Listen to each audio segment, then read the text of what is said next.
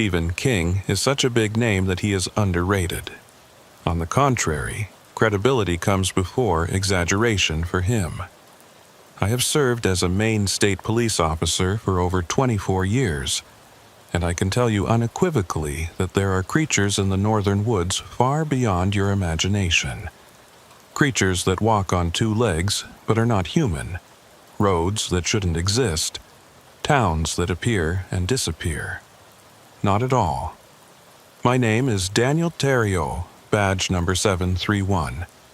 I'm recording this for you from my cabin near Millinocket because, unfortunately, I can't give you an official report on what happened in February 2020. They retire me for so-called psychological reasons. Who knows? Maybe they'll throw me in jail. But someone needs to know about State Road 11A, the one that only exists in winter. That's not on any map, that never was and never will be. If you're watching this from Maine, you'll understand what I mean about the North Woods.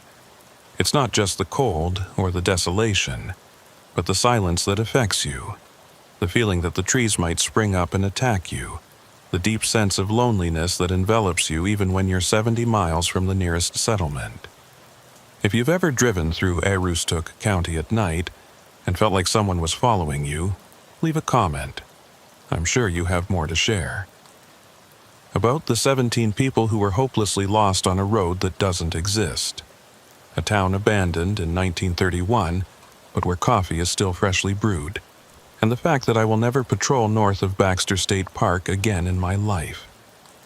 I know you'll dismiss this story as just another forest ghost story, but believe me, I want you to know that I have dashcam footage. At least I have enough to convince you. Parts that show it really exists, even if it seems impossible. I have something else too. The passenger list of a bus that disappeared in 1991. When I found that bus last winter, the engine was still running and the passengers were in their seats. They were still waiting and watching. But I'm getting ahead of myself. Let me start from the beginning. Let me tell you what happened when I first found Route 11A. February is particularly harsh in northern Maine. It's not just cold. It's the kind of cold that stings your lungs when you breathe, that sticks your eyelashes together, that can kill you in 20 minutes if your car breaks down and you're not prepared. I was working at the F Unit in Houlton and was responsible for an area covering Aroostook County, which spans 6,829 square miles. This area is larger than Connecticut and Rhode Island combined and is home to approximately 70,000 people. Most of Maine is empty, but this region we call the county is different. There are potato fields, forest roads, and miles of dark spruce forests that haven't changed since the last ice age. It was around 9 p.m. on February 13th, 2020, and I was patrolling Route 11 north of Patton. It had been snowing non-stop for 3 days and the snowplows were struggling to keep up. I had already responded to 2 skids and a log truck rollover. The radio had been quiet for the last hour, which was unusual in this weather. I later learned that all base stations and radio repeaters within a 10-mile radius had stopped working at exactly 8:47 p.m. I was passing the old Bolin Road junction when I saw headlights to my right. This was wrong for 2 reasons. First, there was no road there. Second, the headlights were angled upward at about 30 degrees, as if someone had climbed onto a steep embankment. I pulled over, grabbed my flashlight, and scanned the trees. There was a road. I had probably patrolled this section of Route 11 500 times in my career. I knew every intersection, every forest road, every deer trail. That road shouldn't have been there. But it was. A smooth asphalt road with faint yellow lines disappearing into the woods at an angle that didn't match the terrain I knew. The headlights I saw belonged to a new model Ford F-150 pickup truck, its hazard lights flashing. About 50 meters up this impossible road, its nose was buried in a snowdrift. I reported the situation, but only static came back. The radio was completely dead, which sometimes happened in this bad weather, but my cell phone wasn't showing a signal either. Even my GPS had stopped working, the screen just showing a circle spinning as if trying to figure out where I was. I made a life-changing decision. I turned onto the road that shouldn't have been there. The moment my tires touched that road, everything felt different. The sound of the wind stopped completely, as if someone had pressed a button. The snow was still falling, but it was falling straight down, not swirling around as it had in the storm just a minute before. And my car's temperature gauge started climbing from minus 15 degrees Fahrenheit to a relatively warm 20 degrees Fahrenheit. The road was in perfect condition, which made no sense. There were no frost marks, potholes, or salt damage. It looked like it had been newly paved, but the style of the road, its width, the way the lines were painted, all looked old, like the 1950s. There were even small glass reflectors on the asphalt, the kind that had been discontinued decades ago. I reached the F-150 and got out, my hand instinctively checking my gun. 24 years as a cop had taught me to trust my instincts, and all my instincts were screaming danger. "State Police," I called out. "Everyone okay?" The truck was empty. The engine was running, the heater was on full blast, modern country music was playing on the radio. The driver's door was open and there were footprints leading down the road. They were fresh, no more than 10 or 15 minutes old. I looked back toward Route 11 thinking I needed to go back for help, but I couldn't see it anymore. The road I had just come from curved in a way that would block the view, but since the road I had just come from was straight, that was impossible. And the snow, in some places the snow was falling vertically, in others it was drifting horizontally, creating patterns that were hard to follow with the eyes. I followed the footprints. About 100 meters ahead, the road widened and reached a place that looked like a small town. It wasn't a modern town. It looked like something out of a history book. A general store with a hand-painted sign, a small church with a bell tower, a restaurant with an old Coca-Cola sign made of tin, the kind you see in antique shops. In total, maybe 15 buildings, all perfectly maintained, all with lights on inside. But there was no one there. There was only one car, a 1952 Buick Roadmaster parked in front of the general store, keys in the ignition, engine running. The exhaust was constantly spewing white smoke in the cold air. Footprints led to the restaurant. The sign read, "Millfield Restaurant, established 1928. I could see lights on through the windows and steam rising from the coffee pot on the stove. I pushed open the door, and a small bell chimed above my head. "Hello. State Police, anyone there?" The diner was spotless. Chrome and red vinyl, black and white checkered floor, the smell of coffee and something else, maybe bacon or ham, the smell of fresh food. There were 3 cups of coffee still steaming on the counter. The clock on the wall read 11:17, but it wasn't moving. The second hand was stuck between 4 and 5, twitching as if trying to move but unable to. The grill behind the counter was still hot. 3 hamburger patties were sizzling on it. A basket of French fries sat in bubbling oil. Someone had been here just a few minutes ago. Maybe they were still here. "I'm Trooper Terriol with the Maine State Police," I called out louder. "If anyone can hear me, please respond." That's when I saw the newspaper on the counter. The Millfield Gazette dated March 15, 1931. The headline read, "Town prepares for winter storm." But the paper looked fresh, as if it had just been printed. I touched it carefully, the ink rubbed off on my fingers. I heard a sound like footsteps coming from the kitchen. I drew my gun and moved cautiously around the counter. State Police. "Put your hands where I can see them."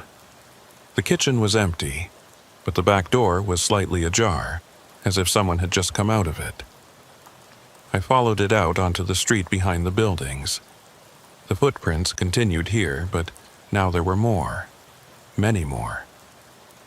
It was as if a dozen people had passed this way, all heading in the same direction, toward the church at the end of the street.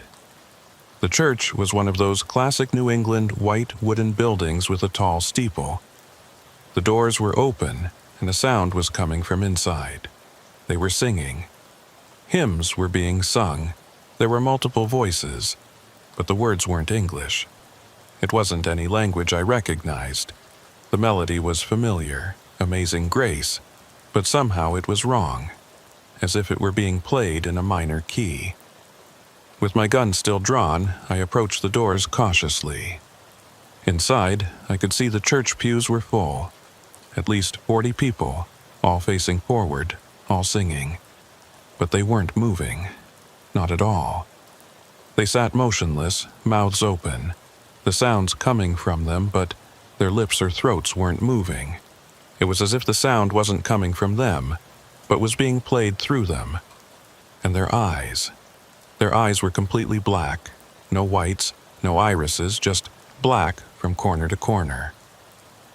In the front row, I recognized someone wearing modern clothes. A North Face jacket, jeans, winter boots. New clothes, current styles. This was the person I was following. But they, too, sat motionless like the others, singing without moving their lips, their eyes as black as night. I slowly backed away, my heart beating so fast it drowned out the sound of the songs. When I reached the door, all the songs stopped at once. Everyone in the church turned their heads toward me, moving in perfect unison. 40 pairs of black eyes were staring at me. "Join us!" The voice came from all of them at once, 40 mouths moving in perfect unison. "The path has chosen you. Join us in Millfield. Join us in the eternal winter I ran. I ran back through the town, past the restaurant still cooking food, past the general store with its lights shining. The footprints I had been following had vanished, erased as if they had never existed. But new ones appeared behind me, following me, closing in even though I couldn't see anyone. I reached my patrol car and put it in reverse, driving backward down the road as fast as I dared. The speedometer showed I was going 30 miles per hour backward, but the scenery passed slowly, as if I weren't moving at all. The road seemed longer than before, stretching on and on, refusing to let me go. Then, suddenly, I was back on Route 11. The storm hit me with full force. The wind rocked the car. Snow covered my windshield. I turned the wheel, nearly sliding into the ditch, but managed to keep the car on the road. When I looked back, the intersection was gone. There was no road, only the row of sturdy trees I had known for 24 years. My radio started working again. "Unit 731, what is your location? We lost contact for about 10 minutes. I looked at the dashboard clock. It was 9:23 p.m. I had been in that town for at least an hour, but only 10 minutes had passed outside. "Unit 731, I'm on Route 11, heading north at the 47-mile marker. Everything's fine." "Roger, 731, there's a search warrant for a dark blue F-150, Maine license plate 7739RX. A missing person report just came in. Have you seen it?" "A pickup truck on an impossible road." "No," I lied. "I'll keep my eyes peeled." I returned to the station in Holton, my hands shaking the whole way. In the parking lot, I sat in my car for a long time before going inside, trying to make sense of what I'd seen. Finally, hoping I'd imagined it all, I checked my dash cam. The footage was there, but it was corrupted. Most of it was static, but there were some images, a few frames of the road that shouldn't have been there, a couple of seconds of the town, a brief shot of the church. And in one frame it was so fast I had to pause it to see it, all those black eyes staring at the camera. I never wrote a report about that night. What would I say? That I found a town that disappeared in 1931, that the missing driver of the F-150 sat in a church that didn't exist, singing hymns in his mind with his mouth motionless. But this wasn't the end. It was only the beginning. Because the road continued to appear in different places along Route 11, always in winter, always at night. And more people continued to disappear. And I continued to find evidence of the town of Millfield that couldn't possibly exist. A town waiting for something. A town gathering people for something. And 2 weeks after my first encounter, I learned what that something was. Within 2 weeks of my first encounter with Route 11A and the town of Millfield, 3 more people disappeared along the Route 11 corridor. Each time, their vehicles were found abandoned in places where other officers swore there were no side roads, no place to go. Each time, the missing persons fit a pattern I began to notice. They were alone, traveling at night during a snowstorm, and they all shared one common trait, though it took me a while to figure it out. I began keeping my own records, separate from the official reports. I pored over old missing persons files, the archives of the Bangor Daily News, even microfiche from the Presque Isle Library dating back to the 1920s. What I found chilled my blood. Millfield was real, or it was. It was a logging town founded in 1897, about 15 miles north of Patton. Its population peaked at around 400 in 1925. Then came the winter of 1931. According to records, the entire town vanished during a blizzard in March. It wasn't destroyed, evacuated, it vanished. Search parties found no trace of buildings, roads, or people. It was as if the town had been surgically removed from reality. The official explanation was an avalanche that buried everything too deep to be found. However, there were no mountains near Millfield capable of producing an avalanche. The terrain was relatively flat, with only hills covered in spruce and fir trees. The state eventually declared all residents dead and seized the land. The land later became part of the North Maine woods. But there was something I found in personal letters and diaries at the Historical Society that wasn't in the official records. People continued to see Millfield years after it disappeared. Hunters would stumble upon it by chance in snowstorms, but lose it when the weather cleared. Truckers reported seeing a town with lights that shouldn't have been there. And sometimes, people who went looking for it disappeared themselves. I mapped all the disappearances that occurred near the old Millfield area. Dozens of incidents had occurred over the decades, clustered in specific patterns. These incidents peaked in certain years, 1952, 1973, 1991, and now 2020. Not exactly, but roughly every 20 years. I couldn't find the connection until I compared the dates with meteorological data. Solar activity. Each increase in losses coincided with periods of heightened solar activity. Solar flares, geomagnetic storms, events that had caused the northern lights to appear further south than usual.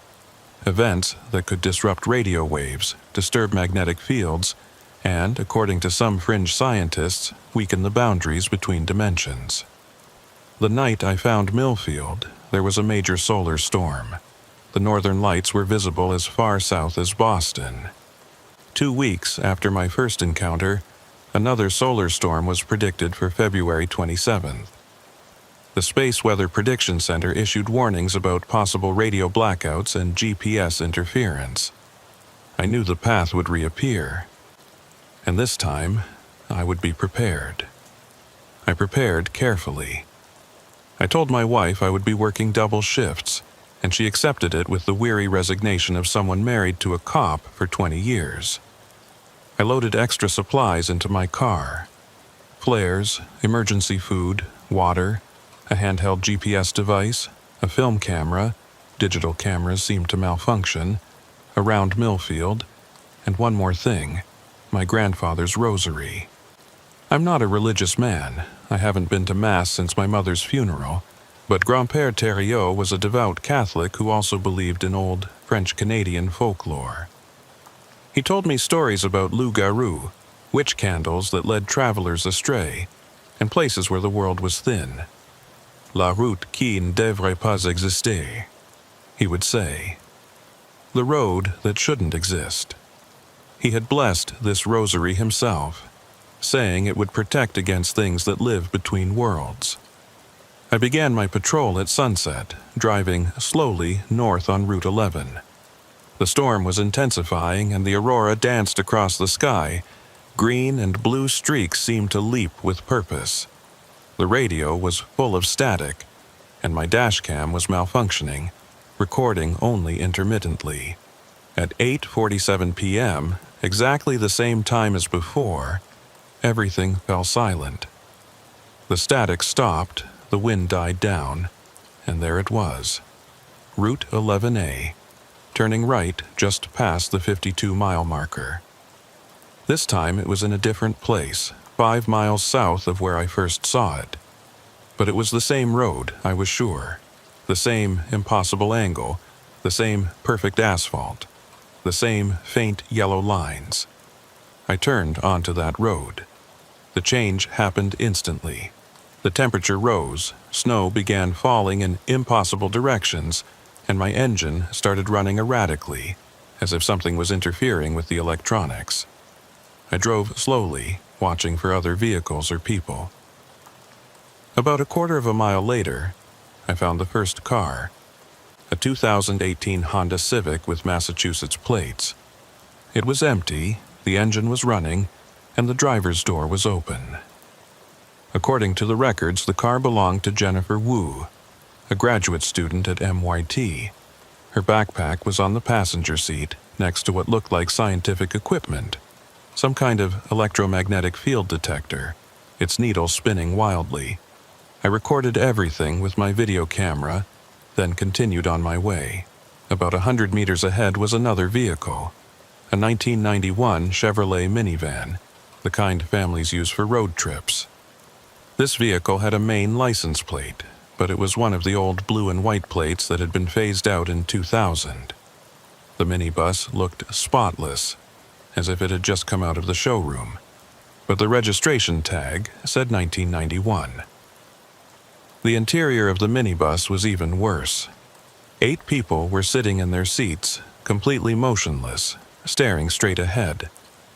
They appeared to be a family, a mother and father, 4 children, and 2 elderly people who were probably the grandparents. All their eyes were completely black, and all their mouths were slightly open, as if they were about to speak. They didn't react when I shone my flashlight on them, and they didn't move when I called out to them. But they were breathing. I could see their breath in the cold air.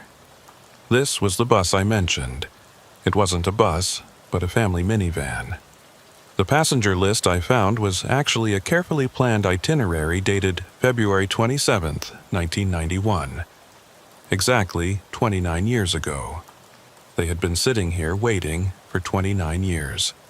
My hands trembling, I photographed everything. The flash of the film camera reflected off their black eyes, creating an effect that would haunt me forever. For a second after each flash, I could see their real eyes beneath, horrified, aware, silently screaming for help they couldn't get. I continued towards Millfield and the road became busier. Cars from every era since the 1930s, all perfectly preserved, all with passengers sitting motionless like statues with black eyes. There must have been 50 vehicles, maybe more, a parking lot for the lost, all going to the same place. The town appeared around a bend, lit up like Christmas lights. Every building glowed with warm light, smoke rose from the chimneys, and this time I could hear music, a big band from the 1940s playing in the diner. The 52 Buick was still parked in front of the general store, still running after all these years. But now there were people on the streets, dozens of people, all walking with purpose, all heading toward the church. They moved in perfect harmony, their steps perfectly in sync, like a choreographed dance. Some wore modern clothes, others wore clothes reflecting the style of decades past. As I walked, I noticed something else, They were all the same height. Exactly the same height. It was as if something had adjusted them to fit a specific parameter. I parked my car and got out, taking my grandfather's rosary in my hand. The moment my feet touched the ground, I felt it, a magnetic pull, drawing me toward the church. The rosary in my hand began to heat up, almost burning, fighting whatever was trying to control me. I recorded everything, watching the crowd from a distance. The church doors were open, light was spilling out, and the singing had started again. But this time I could understand the words, even though they weren't in English, French, or any language I knew. The return home signaled the end of the long wait, the door finally opening.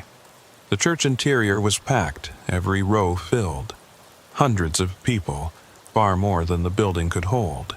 They were impossibly piled on top of each other, occupying the same space without touching, existing in layers that were painful to perceive. And on the podium stood someone I recognized. It was Chief Harold Ashford of the Millfield Police Department. I had seen his photo in newspapers from 1931. He looked exactly the same. Mid-40s, thick mustache, uniform. But his eyes weren't black, they were worse. Normal, human, and completely insane. "Welcome, Trooper Theriault," he said, his voice echoing in everyone's throats in the church. "We've been expecting you. Your family has always been sensitive to fine places. Your grandfather knew that. He visited us once in 1952. You're lying," I said, gripping the rosary tighter. "Is that so?" Chief Ashford smiled, and it was the smile of someone who had been waiting a very long time to make a joke. "Ask yourself why that rosary was specifically blessed against things between worlds. Ask yourself why it warned you about a path you shouldn't take. He had been here. He had seen what we had become. What are you? We are evolution, soldier. We are what happens when people get stuck in a place where time doesn't flow properly, where the boundaries between dimensions are very thin. We become something that can exist in multiple realities at the same time." He pointed to the congregation. "Everyone here exists in every possible timeline they entered Millfield. The family in the minibus, they're here at the same time in 1991, 2020, 2049, and 1962. We're detached from linear time. That's impossible. So is a road that appears and disappears. A town destroyed in 1931 but still brewing fresh coffee is too. We are impossible, Trooper Theriault, but we exist, and soon we will exist everywhere." Outside, the aurora intensified and the church began to shake. The dark-eyed congregation rose as one, their movements perfectly synchronized. "The solar storm is peaking," Chief Ashford explained. "About once every 20 years, when conditions are right, we can pass through. We can expand Millfield, make it real again in your world. We need enough people, enough consciousness to anchor us. And tonight, there are enough." I backed toward the door, but it slammed shut. The congregation turned to me, hundreds of black eyes reflecting the candlelight. "Your grandfather escaped because he was protected," Ashford continued. "That rosary holds an ancient power from the old country. But it only protects you. What about everyone else on Route 11 tonight? The truckers, the families, the lone travelers who saw our path and curiously entered it?" As if on cue, I heard vehicle sounds from outside. Multiple engines, slamming doors, shouts amid the confusion. The same power that drew me here had drawn the newcomers here too.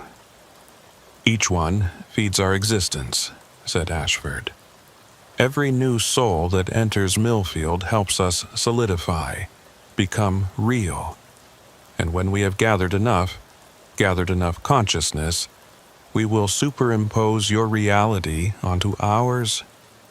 Millfield will exist again, properly, permanently. and everyone who enters it, along with it, will exist at the same time, forever. The rosary was now burning my hand, leaving marks in my palm, but I didn't let go. It was the only thing keeping me from joining the congregation's synchronized movements, from my eyes darkening, from becoming part of Millfield's eternal gathering. "But you are special, Trooper," Ashford continued. "Your lineage can pass through the narrow places without losing yourself entirely. You can be our messenger, our envoy. Return to your own world. Tell them about us. Tell them Millfield will return. Tell them the waiting is almost over. Go to hell," I said, drawing my service weapon. Ashford laughed, a loud sound that came from everyone's throats in the church. "Hell? We are already between heaven and hell, between existence and non-existence. We are where we shouldn't be, and soon, everywhere will be like this place." I shot him. 6 shots, right in the middle of his chest. The bullets passed right through him like mist and hit the wall behind him. He didn't even flinch. "Physical violence no longer affects us," he said. "We are not entirely physical, but you are.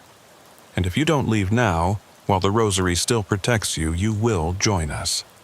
The transformation has already begun. Can't you feel it?" He was right. I could feel something changing in my vision. The world was beginning to split into layers, showing multiple versions of the same moment. I saw myself shooting, not shooting, running, staying, all at once. The only thing keeping me anchored to a single timeline was the rosary. I ran. I broke through the church doors. Somehow they opened for me despite being locked, and ran to my car. The streets were now filled with people, newcomers wandering in shock, their eyes beginning to darken. I saw MIT student Jennifer Wu standing next to her Civic, watching her hands shift between solid and semi-transparent. "Get out!" I yelled at her. "Run! Drive! Get off this road!" But she couldn't hear me. She was already caught between two worlds, and the transformation had begun. They all were. At least a dozen newcomers, all trapped, all becoming part of Millfield's growing population. I reached my police car and put it in reverse, driving as fast as I could backward on Route 11A. The road resisted me, stretching like taffy, trying to hold me there. The speedometer showed 60 miles per hour in reverse, but the scenery passed slowly. Through the rear window, I could see the aurora shimmering directly above me, and in its light, Millfield was expanding, growing, new buildings appearing where none had been before. Then, suddenly, I was back on Route 11. The storm hit with full force. My car skidded sideways. I frantically tried to correct it, the vehicle nearly overturning, but I didn't lose control. When I looked back, the road was gone. But this time, I could still see evidence of the road's existence. Tire tracks stretching to sturdy trees, footprints leading nowhere, and a message in the snow that looked like an exhaust stain. "We will wait for you." The next morning, the news began to come in. 17 people were missing along Route 11. 17 vehicles were found abandoned in impossible places, partially buried in trees, sitting on snowdrifts with no tire tracks, neatly parked in places with no parking spots. The official explanation was that there had been numerous accidents due to the whiteout blizzard, but I knew the truth. Jennifer Wu's Civic was found half buried in a granite outcrop near Patton, as if it had grown around the rock. The research equipment was still inside, still detecting electromagnetic anomalies that shouldn't have been there.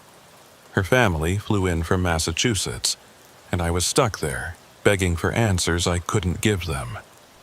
How do you tell someone their daughter is stuck between dimensions in a town that vanished in 1931? My hand was badly burned from the detector, with second-degree burns in the shape of beads and a cross. I told my wife I burned it while holding a hot exhaust pipe to help during a breakdown. She knew I was lying, but didn't press it. After 20 years of being married to a cop, she knew when not to ask questions. I took medical leave and used the time to dig deeper. I went to Portland, to the Maine State Archives.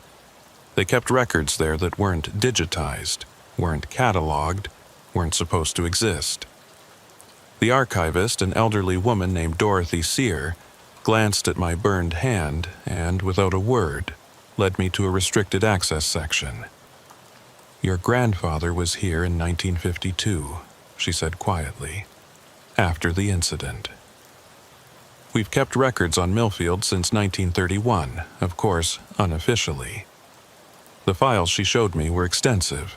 Reports from state police, game wardens, and forest rangers, all documenting encounters related to Route 11A and Millfield. But more importantly, there were records dating back even further. French colonial reports from the 1600s about le village qui voyage, the traveling village. Accounts of American natives written down by missionaries describing a place where time folded in on itself, where the dead and the living existed simultaneously. Millfield wasn't the first, Dorothy explained. It was just the most recent example. This place had many names, many forms. It would appear, gather people, then vanish for a generation. But it was happening more frequently now. The intervals were shrinking. She showed me a chart illustrating its appearances. The intervals were indeed shrinking. 100 years, 75 years, 50 years, 29 years, and now just 20 years. If this pattern continued, the next emergence would be in 2031, then 2037, then 2040. Eventually, it would become permanent. "Why northern Maine?" I asked. "Why here?" "Magnetic anomalies," he said, pulling out geological surveys. "This entire region sits atop unusual mineral deposits that affect magnetic fields. Add to that our proximity to the aurora zone, and natural weak points emerge. Well, I suppose. Places where different dimensions touch." He gave me a box of materials to review, had me sign documents I hadn't read, and probably made me promise things I shouldn't have. But I needed to understand. I needed to know if there was a way to stop this or rescue the people trapped there. When I returned to Holton, I set up a makeshift research center in my garage. The walls were covered with maps marked with every known sighting of Route 11A. I charted solar activity, magnetic field fluctuations, missing person reports. A pattern began to emerge. The road didn't appear randomly along Route 11. It followed ley lines, the theoretical alignments of geographic and historical sites believed by some to channel the world's magnetic energy. Each point of emergence coincided with where these lines intersected. And at the center of all these intersection points, like a spider in the middle of its web, was Millfield's original location. I began visiting other officers who had encountered similar incidents. Most didn't want to talk at first, but when I showed them my burned hand and mentioned Chief Ashford's name, they opened up. Retired police officer Jim Bouchard lives in Fort Kent. I saw it in '91. I lost my partner there. They said he abandoned his post, but I knew the truth. He went into that town and never came out. Sometimes at night on the radio, I hear him calling for backup from a place that doesn't exist. Still active gamekeeper Susan Pelletier lives in Ashland. I found him in 2001 while tracking an injured deer. The deer ran toward the town and suddenly froze, as if turned to stone. As far as I know, it's still standing there. I marked the GPS coordinates, but when I returned with the team the next day, there was nothing but forest. Forest Ranger Mike Thibodeau receives disability benefits due to a mental health issue. It's not just Millfield. There are other smaller places too. Ghost lumber camps that appear during the full moon. An old ferry crossing in Allagash where you can sometimes see boats from the 1800s. They're all connected somehow, all part of the same phenomenon. The most disturbing interview was with retired State Police Captain Ernest Michaud. He was part of a task force that officially investigated Millfield in 1991. "We went in full force," he told me, pouring whiskey into his coffee with trembling hands. 12 officers, 2 scientists from the university, and a representative from the Catholic Church. Yes, they knew about it too. The plan was to document everything, find a scientific explanation, maybe even find a way to shut it down. What happened? We found the way easily. It wants to be found when the conditions are right. We drove to the town. But the moment we entered, we split up. Not physically, we were all still there, standing side by side. But each of us was in our own version of Millfield. I could see my team, but they couldn't see me. Each of us was alone in a town filled with dark-eyed people from different time periods. After taking a long sip, he continued. Scientist Doctor. Patricia Morse had a theory. She said we were experiencing quantum decoherence. Each observer collapsed the wave function differently, creating parallel versions of the same space.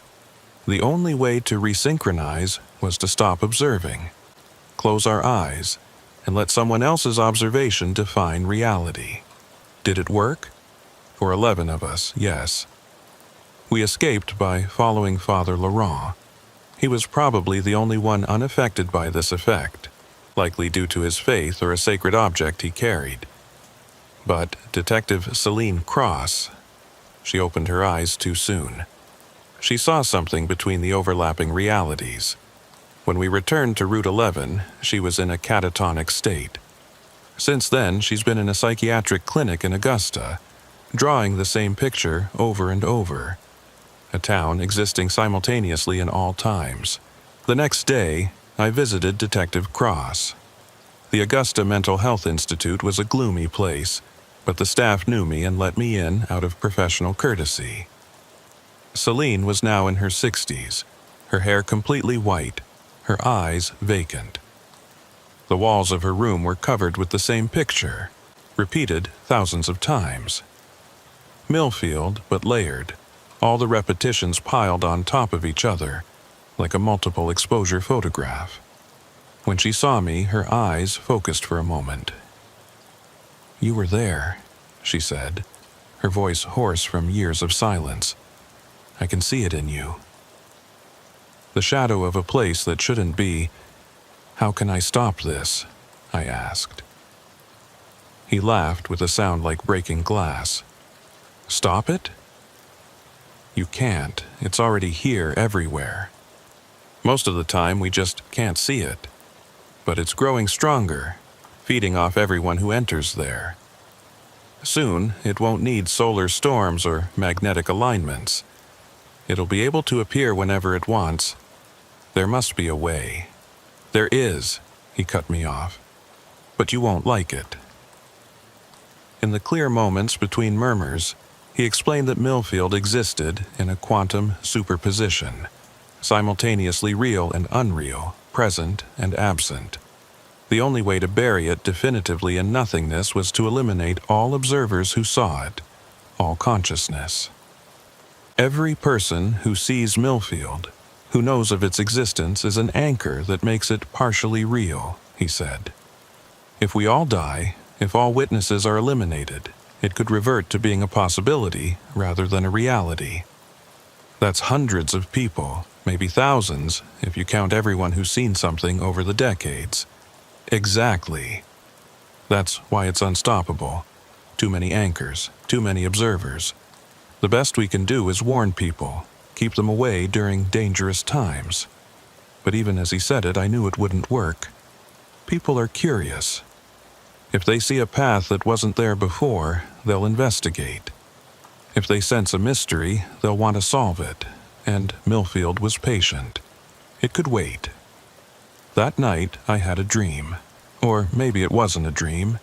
I was back in Millfield, but it was different. Modern. There were Wi-Fi signs in the restaurant. Smartphones were being sold in the general store. There were solar panels on the church. And thousands of people were walking in the streets. all with black eyes, all moving in perfect synchrony. Chef Ashford was there, looking exactly the same as he did in 1931 and 2020. "This is the future," he said. 2031, 2037, 2040. Every time we return, we become stronger, more integrated with your reality. Eventually, there will be no difference between Millfield and the rest of Maine. It will all be the same place, existing simultaneously across all times. Why did you show me this? Because, whether you want to or not, you will help us. Every time you mention us to someone, every time you warn them, you spread awareness. And awareness is observation. Observation makes us real. You are not our enemy, Trooper Terrio. You are our messenger. I woke up screaming, my burned hand throbbing.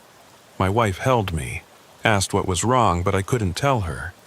How could I explain that by researching Millfield, by trying to understand him, I was helping him become more real?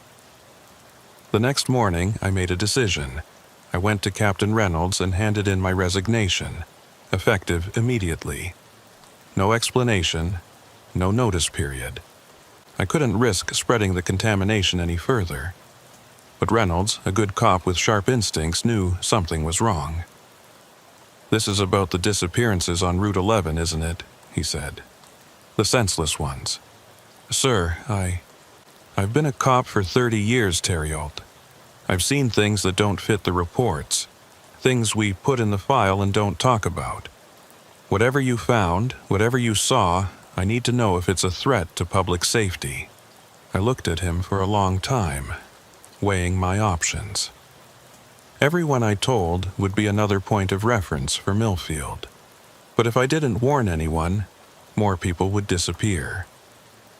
"Close Route 11 during solar storms," I finally said. "Especially the section between Patton and Portage. Use any excuse, weather, construction, whatever, but keep people off that road when the aurora is active." That's not always possible. Then people will keep disappearing. And eventually, something worse will happen. I left the state police that day, but I couldn't drop the investigation. Millfield had marked me, just as he had marked my grandfather, just as he marked everyone he encountered. We become part of his story, threads in a tapestry spanning centuries. I started this recording to document what I know, but now I realize I'm doing what Chief Ashford wanted. Spreading the story, creating more observers, making Millfield more real with every person who listens. If you've come this far, you are now part of it too. You know about the road that shouldn't exist, about the town that vanished in 1931 but never truly left. And this knowledge anchors you to Millfield, however small, keeping it tied to our reality. The next solar storm is expected in March 2023. That's when Route 11 will become dangerous. The road will appear, and Millfield will wait, gathering more people for whatever purpose. But there's something else, something I discovered in my grandfather's papers after he died. Hidden behind his Bible, a note written in French. The road appears when the barriers weaken, but it can be closed when the barriers strengthen. The spring equinox, when day and night are equal, when balance is perfect. That is when it is vulnerable. March 20th, 2023. The spring equinox. 3 days after the predicted solar storm. I don't know what my grandfather meant, whether he found a way to close Route 11A, or if he was just hoping. But on March 20th, at Millfield's original location, I will be there with his rosary and anything else I can find that might help. Maybe I can end this. Maybe I can close the road permanently. Or maybe I'll just become another lost soul, another consciousness joining Millfield's endless community. Either way, someone has to try. March 17th, 2023. 3 days before the spring equinox. The solar storm hit exactly as predicted, and the northern lights danced across Maine's sky like I'd never seen before. Green, purple, red, colors that shouldn't exist this far south.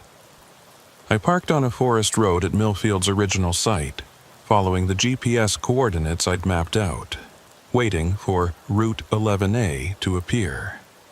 I wasn't alone. From the archives, Dorothy Sear, Father Michel Laurent, son of the priest who helped in 1991, gamekeeper Susan Pelletier, and, surprisingly, Dr. Patricia Morse, the scientist from the 1991 expedition, were all there. Realizing this might be our only chance to do something for Millfield, they were all there when I reached them. My father left many notes, Father Laurent explained, holding a leather bag filled with religious texts.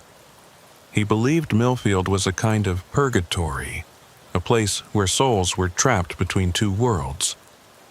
He had theories about how to rescue them. Dr. Morse, sharp as ever despite being in his 70s, had brought equipment that looked like it came from a science fiction movie.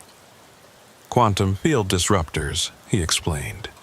These devices, theoretical until last year, can permanently eliminate superposition. At 11:47 p.m., Route 11A appeared. This time, it didn't appear slowly. It appeared instantly, as if someone had pressed a button. The road was clearer, more solid, more real than I had ever seen it before. And it was wider, with more lanes, as if it had grown to accommodate the increased traffic. Stronger, Dorothy said, checking the tools she'd brought from the archive.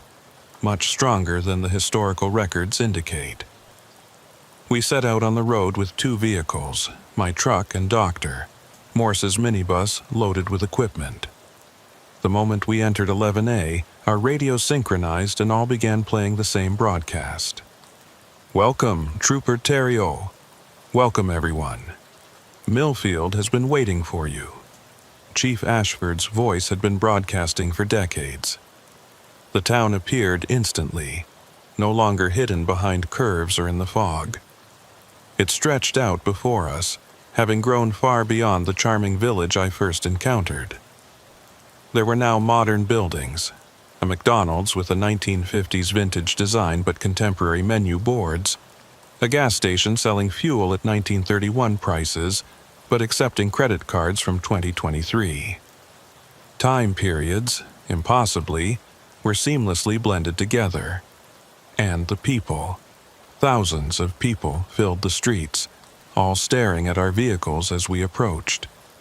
People from every era who had ever entered Millfield stood together. I recognized some of the names from the century-old missing persons reports. They stood in a perfect grid pattern as far as I could see. We parked in front of the church, which had become a cathedral-sized structure. Chief Ashford stood on the steps, but he wasn't alone. My grandfather stood beside him. Grand-Père Thériault looked the same as he did in 1952, young and strong, wearing the state police uniform of that era. His eyes, unlike the black eyes of the other residents, were the familiar brown I remembered from my childhood. "Hello, Daniel," said my grandfather, his voice carrying perfectly across the distance. "I've been waiting for you." "You died in 1998, I said, my voice trembling. "I was at your funeral. I died. But I also didn't die. A part of me stayed here in 1952 when I left. I live both lives simultaneously. In one, I left and raised your father. In the other, I stayed and became part of Millfield. Now, at the convergence point, both versions are here. If you've come this far, you are now part of it too. You know about the road that shouldn't exist, about the town that vanished in 1931 but never truly left. And this knowledge anchors you to Millfield, however small, keeping it tied to our reality. The next solar storm is expected in March 2023. That's when Route 11 will become dangerous. The road will appear, and Millfield will wait, gathering more people for whatever purpose. But there's something else, something I discovered in my grandfather's papers after he died. Hidden behind his Bible, a note written in French. The road appears when the barriers weaken, but it can be closed when the barriers strengthen. The spring equinox, when day and night are equal, when balance is perfect. That is when it is vulnerable. March 20th, 2023. The spring equinox. 3 days after the predicted solar storm. I don't know what my grandfather meant, whether he found a way to close Route 11A, or if he was just hoping. But on March 20th, at Millfield's original location, I will be there with his rosary and anything else I can find that might help. Maybe I can end this. Maybe I can close the road permanently. Or maybe I'll just become another lost soul, another consciousness joining Millfield's endless community. Either way, someone has to try. March 17th, 2023. 3 days before the spring equinox. The solar storm hit exactly as predicted, and the northern lights danced across Maine's sky like I'd never seen before. Green, purple, red, colors that shouldn't exist this far south. I parked on a forest road at Millfield's original site, following the GPS coordinates I'd mapped out, waiting for Route 11A to appear. I wasn't alone. From the archives, Dorothy Sear, Father Michel Laurent, son of the priest who helped in 1991, gamekeeper Susan Pelletier, and, surprisingly, Dr. Patricia Morse, the scientist from the 1991 expedition, were all there. Realizing this might be our only chance to do something for Millfield, they were all there when I reached them. My father left many notes, Father Laurent explained, holding a leather bag filled with religious texts. He believed Millfield was a kind of purgatory, a place where souls were trapped between two worlds. He had theories about how to rescue them. Dr. Morse, sharp as ever despite being in his 70s, had brought equipment that looked like it came from a science fiction movie. Quantum field disruptors, he explained. These devices, theoretical until last year, can permanently eliminate superposition. At 11:47 p.m., Route 11A appeared. This time, it didn't appear slowly. It appeared instantly, as if someone had pressed a button. The road was clearer, more solid, more real than I had ever seen it before. And it was wider, with more lanes, as if it had grown to accommodate the increased traffic. Stronger, Dorothy said, checking the tools she'd brought from the archive. Much stronger than the historical records indicate. We set out on the road with 2 vehicles, my truck and Doctor, Morse's minibus loaded with equipment. The moment we entered 11A, our radio synchronized and all began playing the same broadcast. Welcome, Trooper Thériault. Welcome, everyone. Millfield has been waiting for you. Chief Ashford's voice had been broadcasting for decades. The town appeared instantly, no longer hidden behind curves or in the fog. It stretched out before us, having grown far beyond the charming village I first encountered. There were now modern buildings, a McDonald's with a 1950s vintage design but contemporary menu boards, a gas station selling fuel at 1931 prices but accepting credit cards from 2023. Time periods, impossibly, were seamlessly blended together. And the people. Thousands of people filled the streets, all staring at our vehicles as we approached. People from every era who had ever entered Millfield stood together. I recognized some of the names from the century-old missing persons reports. They stood in a perfect grid pattern as far as I could see.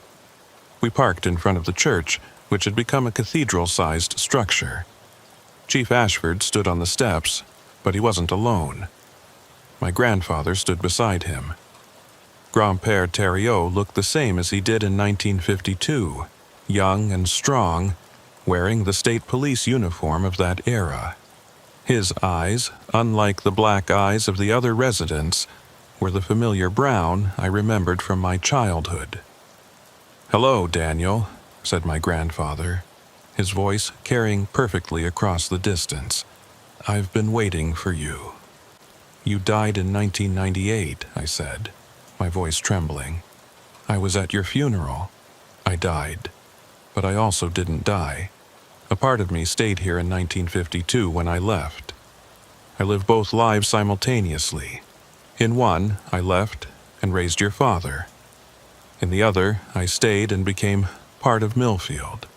Now, at the convergence point, both versions are here.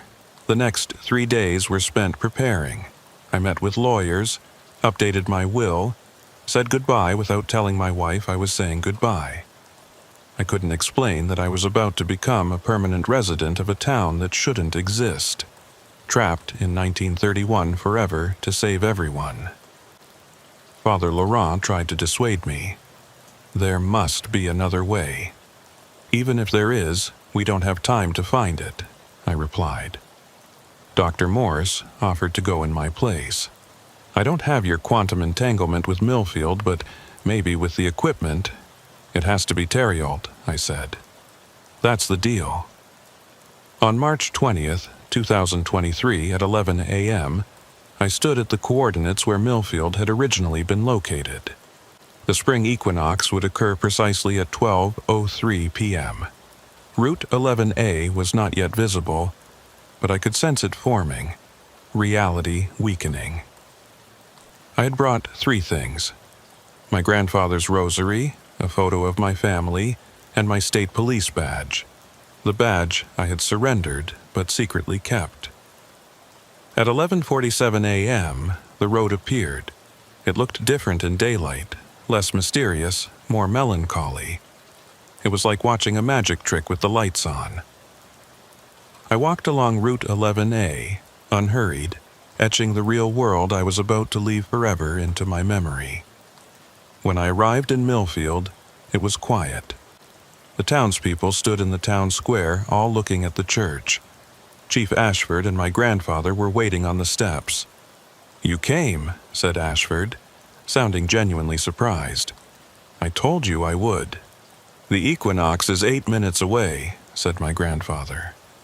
"When the equinox occurs, you will have to make a definite choice. Choose the timeline where Millfield never existed, where it died naturally in the 1930s. Hold that reality in your mind, and whatever you see or feel, don't let go of it." "What about you?" I asked. "What about you, the one who stays here?" "I'll go back to 1952 and live the life I'm meant to live. Maybe I'll meet your grandmother, maybe I won't. But I won't be split anymore." With a sad smile, he said, "Tell the me who raised you that I'm proud of you for becoming who you are. She died 5 years ago. I know. Tell her anyway. Time isn't linear here." At 12 noon, the gathered residents began to disappear. Their black eyes opened, and togetherness gave way to confusion. Jennifer Wu appeared in her car, blinked in surprise, then drove back along Route 11A, returning to her own time. The family in the minibus awoke from their 29-year slumber, the children crying as they were pulled back to 1991. At 12:02 p.m., only Chief Ashford, my grandfather, and I remained in the town square. "Last chance," Ashford said. "If you stay voluntarily, you can retain your consciousness, exist always aware and in control. If you bind us to 1931, you will be trapped in that single moment forever, reliving the same day over and over. At least it will be a real day," I said. 12:03 p.m. The moment of perfect balance. I closed my eyes and made my choice. I saw Millfield as it was in March 1931, a dying lumber town, buildings in need of repair, people packing their belongings to leave for better opportunities. I held that image, that reality, that single timeline in my mind and pushed everything else away. This feeling was like being torn apart and rebuilt at the same time. I felt Millfield's entire timeline trying to prove itself, but I remained resolute. 1931. Only 1931. A normal town facing normal problems. When I opened my eyes, I was standing in Millfield as it was on March 15, 1931. The buildings were older, more weathered, real. The streets were unpaved, dirt, and the people passing by were the original residents, going about their daily lives, unaware they had become impossible things from other timelines. Chief Harold Ashford passed by me, younger, human, worried about the town's budget and the closing lumber mill. Without recognizing me as someone important, he politely tipped his hat. My grandfather was gone, having returned to 1952 to live his solitary life. Route 11. A was gone, replaced by the only dirt road connecting Millfield to the outside world. And I was stuck, permanently bound to March 15, 1931, reliving the same day over and over, watching the town slowly empty as families moved away, businesses closed, and hopes faded. But this was real, unique, normal. Every day I wake up in the boarding house on Main Street. Every day Mrs. Patterson serves the same breakfast. Every day I walk the streets of a town unaware it is about to be erased from maps and memories. But sometimes, very rarely, there is a glitch in the loop. Sometimes I can see 2023. I can see Route 11, which drivers pass by without knowing there was once a town here. In those moments, I can sometimes send signals that could be recorded with modern equipment. This recording is one of those transmissions, leaking from 1931 to 2023, my voice suddenly spanning 92 years. The road that shouldn't exist is gone. Route 11A will never appear again. The 17 people who vanished in February 2020 returned to their lives without remembering Millfield. The cycle is broken. But I remain here, living March 15th, 1931, forever. This is my punishment and my purpose. I am the anchor holding Millfield in its rightful past. I am the guardian ensuring it never becomes a trap for innocent travelers again. If you're passing through northern Maine and feel an odd urge to veer off Route 11 into the forest, resist it. It's merely the echo of the past, the ghost of a road that no longer exists. Keep driving, don't look back. And if you happen to pass the 52-mile marker at exactly 11:47 p.m. during a solar storm and see something that might be a road glimmering, remember this. Some places are meant to be lost. Some towns must vanish. And some sacrifices are worth making to keep the world normal. My name is Daniel Theriot, Maine State Police, badge number 731. Reporting from March 15th, 1931. Forever. Time is not linear in Millfield. But thanks to my choice, time is linear in Millfield. The road that shouldn't exist is gone. You are safe. Keep driving. This recording was discovered on a digital device found in the woods near Patten, Maine, in April 2023. The device itself appears to date from 2020, but carbon dating of the dust inside indicates it was exposed to atmospheric conditions from 1931 onwards. There is no record of a police officer named Daniel Theriot, with badge number 731, in the current files of the Maine State Police.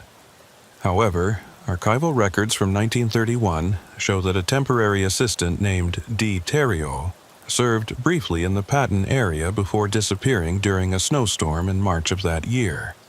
17 people reported missing in February 2020 were all found alive, with none remembering the time they were missing. All reported experiencing lost time and vivid dreams about an old-fashioned town.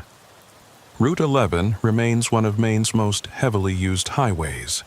No unusual incidents have been reported since March 2023. The site where Millfield once stood is now part of the North Maine Woods Conservation Area. Camping in this area is not recommended.